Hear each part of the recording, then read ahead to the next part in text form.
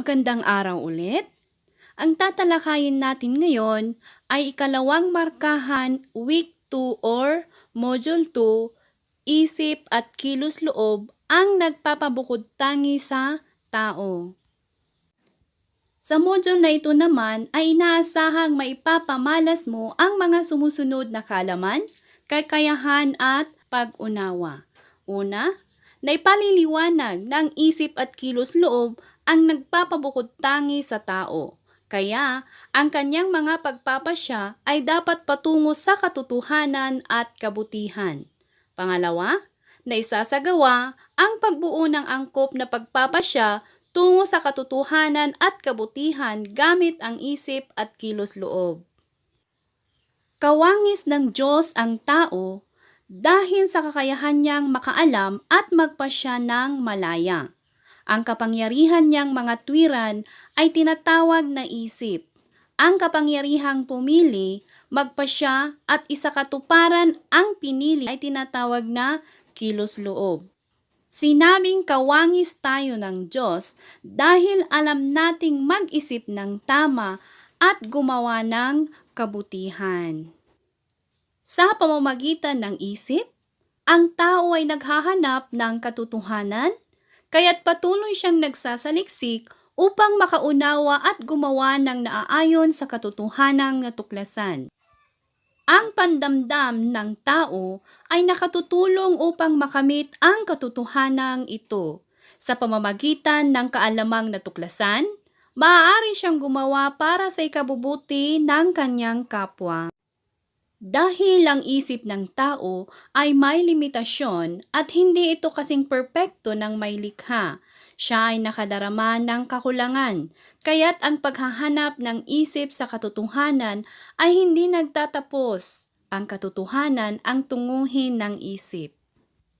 Kahit man hindi tayo perpekto, sinisikap pa rin natin na gumawa ng kabutihan para sa ating kapwa at hindi tayo makasakit ng damdamin ng ating kapwa. Hayan.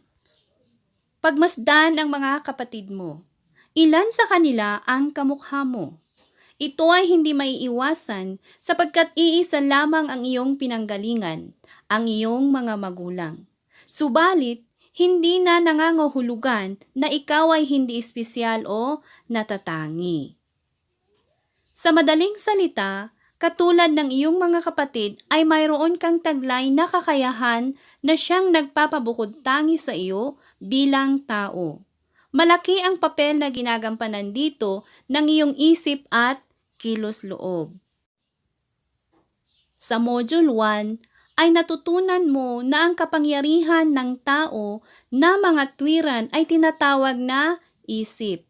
Samantalang, ang kanyang kapangyarihang pumili, magpasya at isakatuparan ang pinili ay tinatawag na kilos loob. May tatlong uri ng nilikhang may buhay sa mundo: tao, hayop at halaman.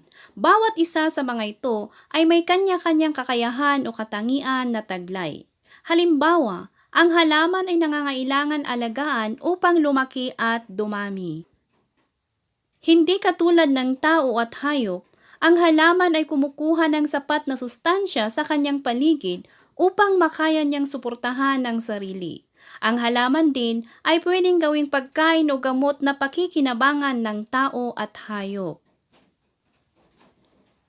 Ang hayop naman ay katulad ng tao na may damdamin, kaya't siya ay nasasaktan at napapagod.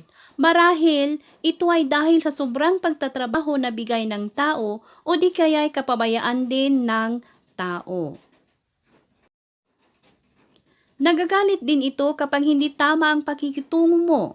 Subalit, nakikipagkaibigan naman sa tuwing pinapakitaan mo ng pagkalinga.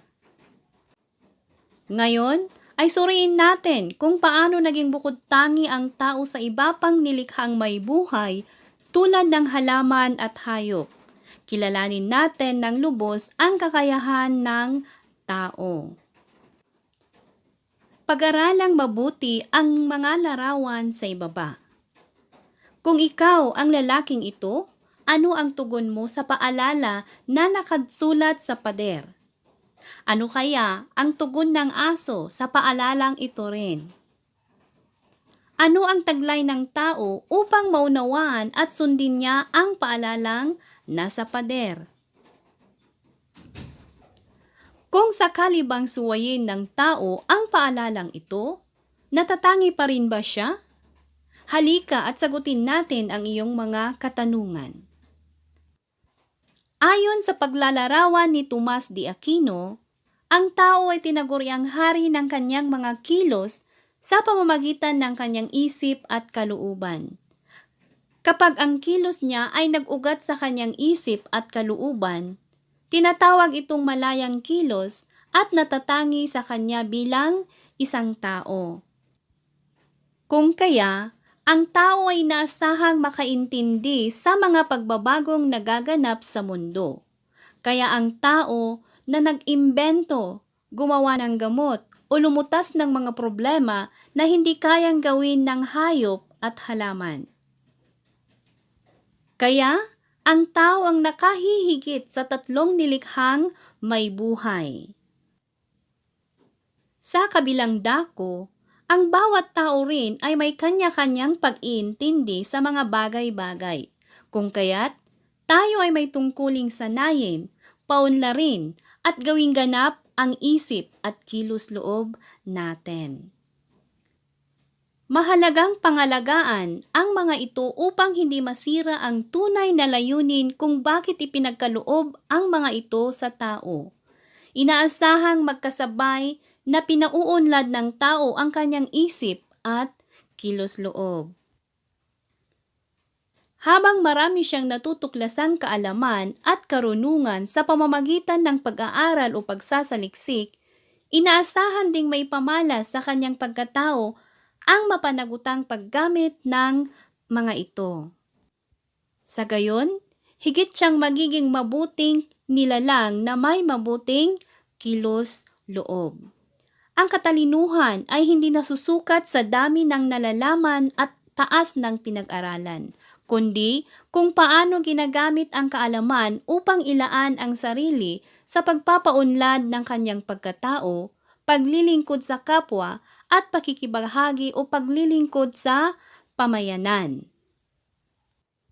Natatangi ang tao dahil sa kakayahan ng isip at kilos-loob na kumilos ayon sa kanyang kalikasan ang magpakatao.